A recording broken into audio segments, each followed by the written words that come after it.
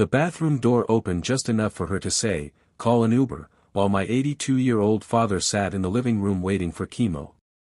My name is Daniel Hayes. I was 54 years old in March 2021, standing in my kitchen in Columbus, Ohio, holding a phone that suddenly felt heavier than it should. I had always believed that keeping peace in a home meant you were doing something right. But that morning showed me something quieter, and far more permanent. You need to understand something before we go any further. My father, Arthur Hayes, was not a man who asked for help. Not once in his life. He worked 41 years at the same steel plant, missed 2 days total, and buried my mother without leaning on anyone.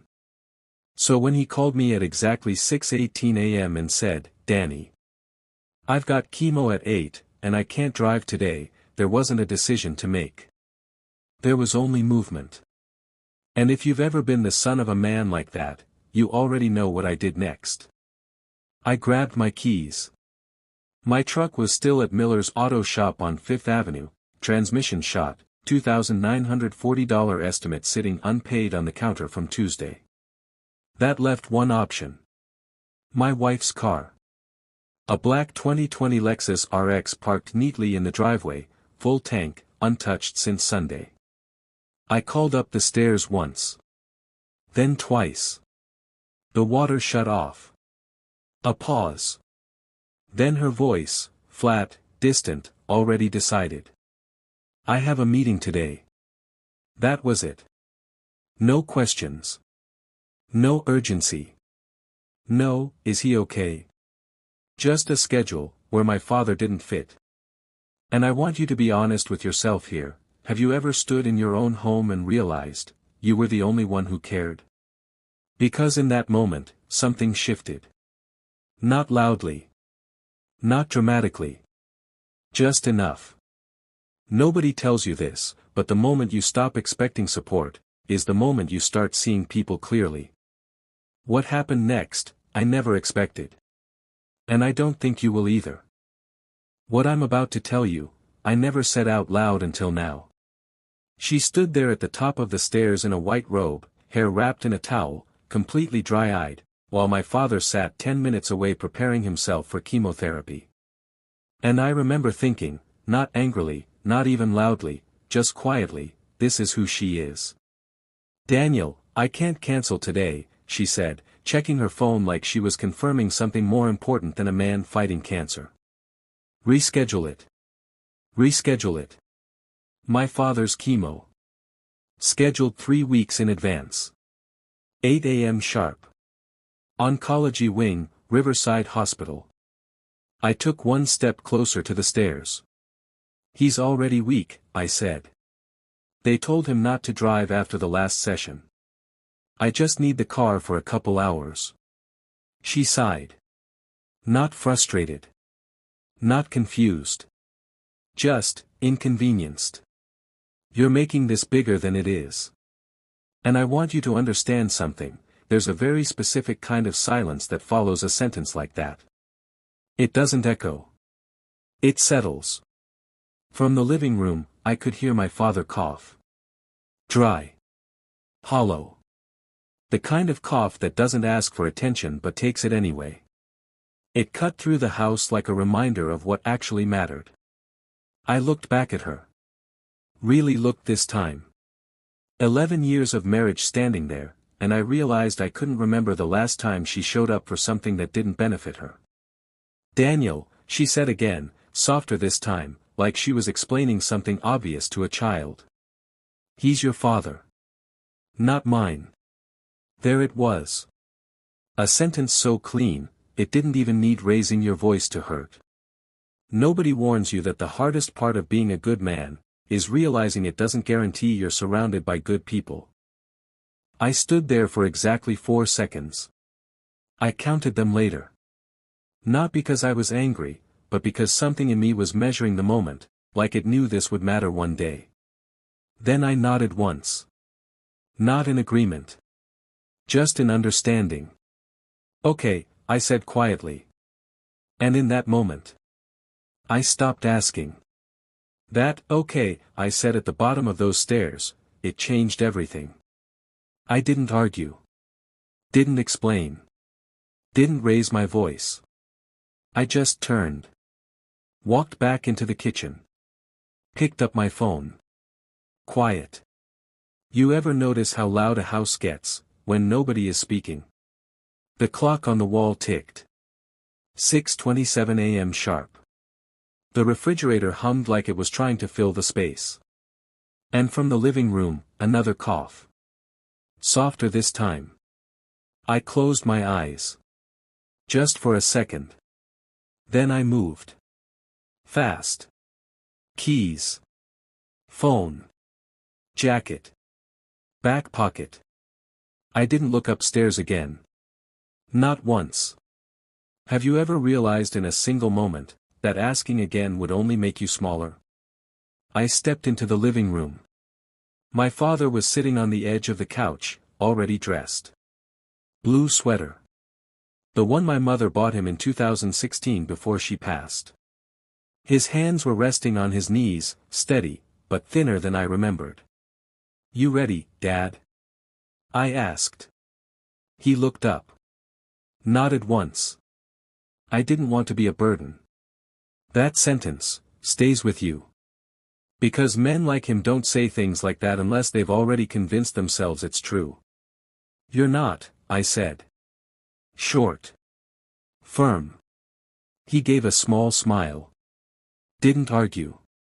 Just stood up slowly, like every movement had to be negotiated with his body first. I reached for the door.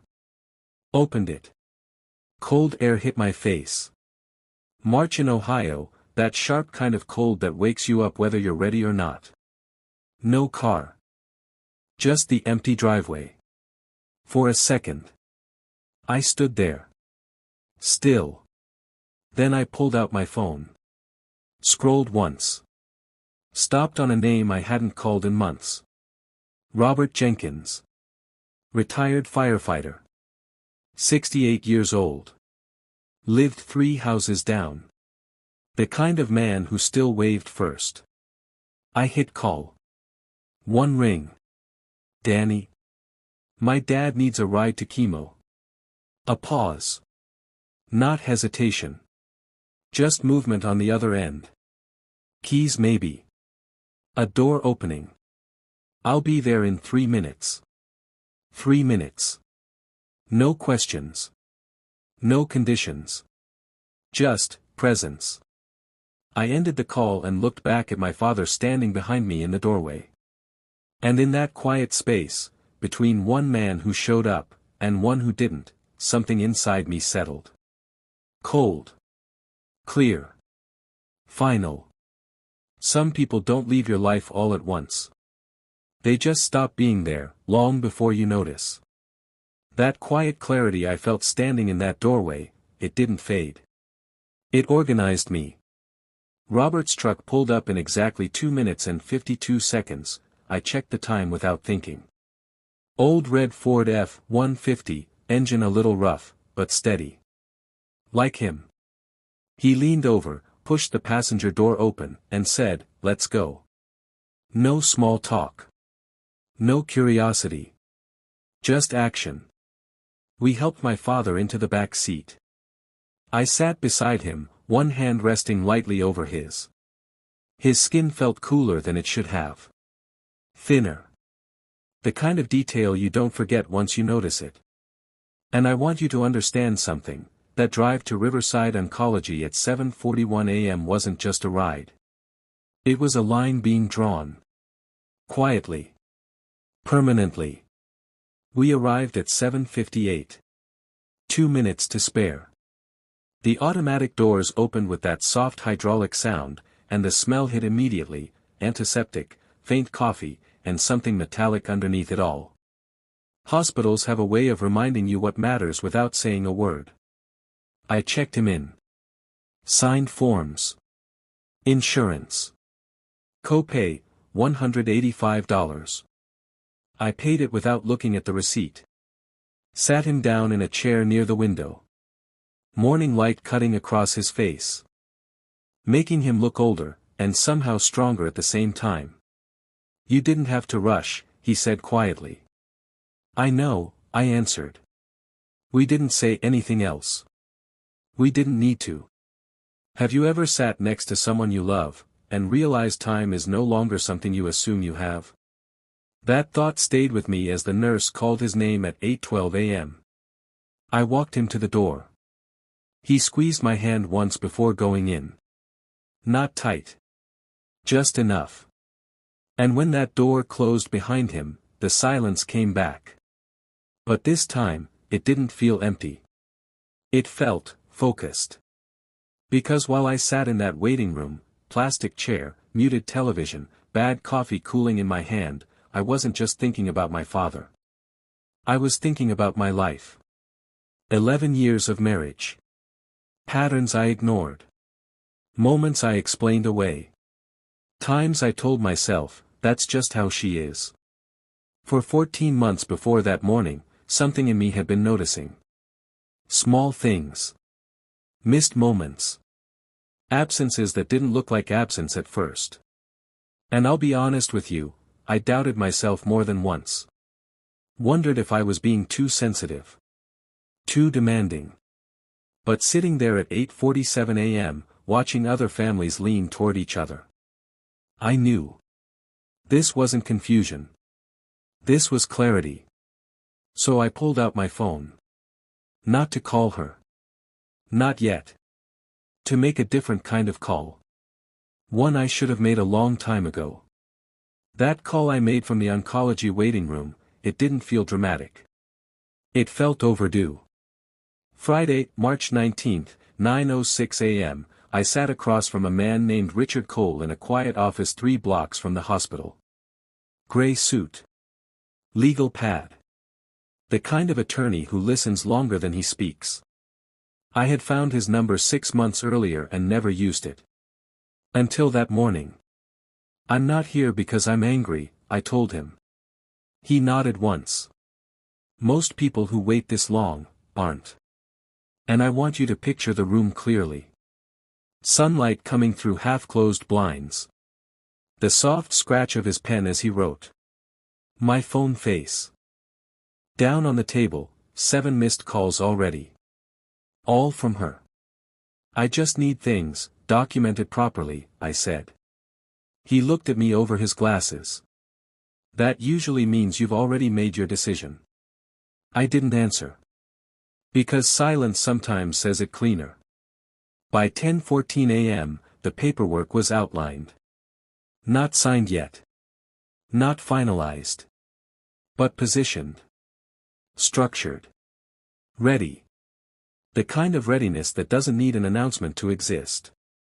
I walked back into Riverside at 10:32. Same smell. Same chairs. Same quiet weight in the air. My father was finishing his session when the nurse waved me over at 11:08. He looked tired. But steady. Ready to go? I asked. He nodded. Always am when you're here. We walked out slowly. His arm resting lightly against mine. Not because he had to, but because he allowed it. That mattered more. Robert pulled the truck around. Helped us in. Drove us back without a word. Some men understand moments, without needing to speak into them. When I pulled into my driveway at 12:26 p.m., her car was still there. But this time, she was waiting. Standing just inside the front door. Phone in her hand. Face tight. Not angry. Not calm. Something in between. Something unfamiliar. Daniel, she said the second I stepped inside. Why weren't you answering? I set my keys down. Took off my jacket. Moved slower than usual. Not to prove a point, just because I wasn't rushing anymore. My father needed me, I said simply. She blinked. I know that, but I've been calling you all morning. I looked at her. Really looked. Same as I had on the stairs. Only this time. I wasn't asking for anything.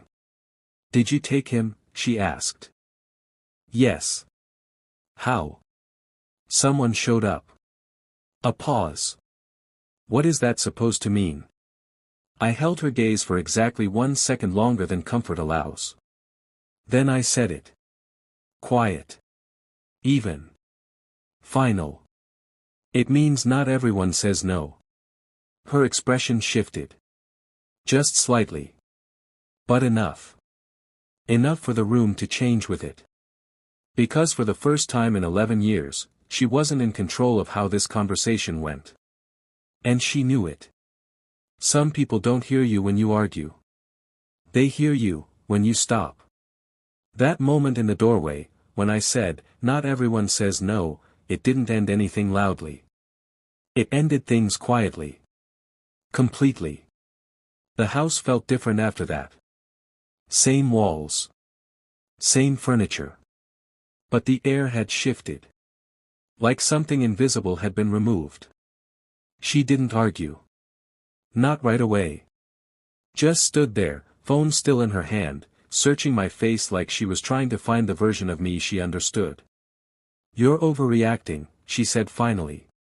Softer now. Careful. And I want you to hear this clearly, people say that when they realize their actions finally have weight. I shook my head once. No, I said. I'm responding. That was the last conversation we had that day. Not because I walked away dramatically. Because there was nothing left to explain.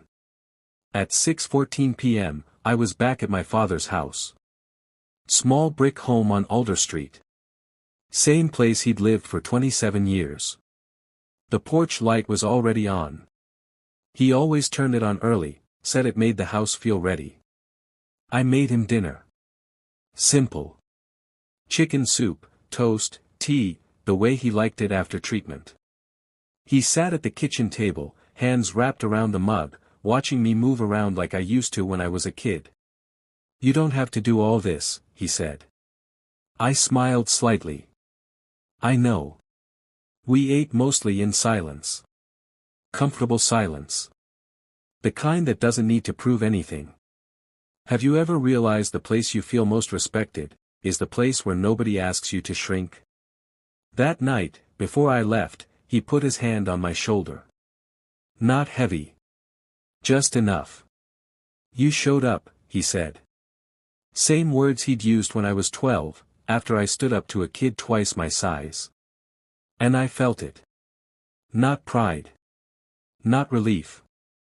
Something deeper. Something settled. I drove back home around 9:02 p.m. The lights were on. She was sitting on the couch. Different now. Shoulders lower. Eyes tired. I've been thinking, she said. I nodded. Didn't sit down. I should have gone, she added. I know that. A pause. Then quieter. I didn't think it was that serious. That sentence told me everything I needed to know. Because it wasn't about the chemo. It was about not seeing it mattered, until it cost something. I understand, I said. And I meant it. Not agreement. Understanding. She looked up at me, something breaking behind her eyes. Can we fix this? I didn't answer right away. Not to punish her. Just to be honest with myself for the first time in years. I don't know, I said finally. And that was the truth. I gained clarity that day. I gained peace. But I also saw, clearly, what 11 years had quietly taken from me. Nobody tells you this, but respect doesn't disappear all at once. It fades, every time you accept less than you deserve. If you've stayed with me this long, then you already understand, this was never about a car. It was about a moment. One ordinary morning in March 2021, in a quiet house in Columbus, Ohio, where a man had to decide whether he would keep explaining his worth, or finally start living like it mattered. And I chose the second. Not loudly. Not perfectly. But completely. You need to hear this, because nobody says it enough, love is not proven in words. It's proven in who shows up when it's inconvenient. When it costs something.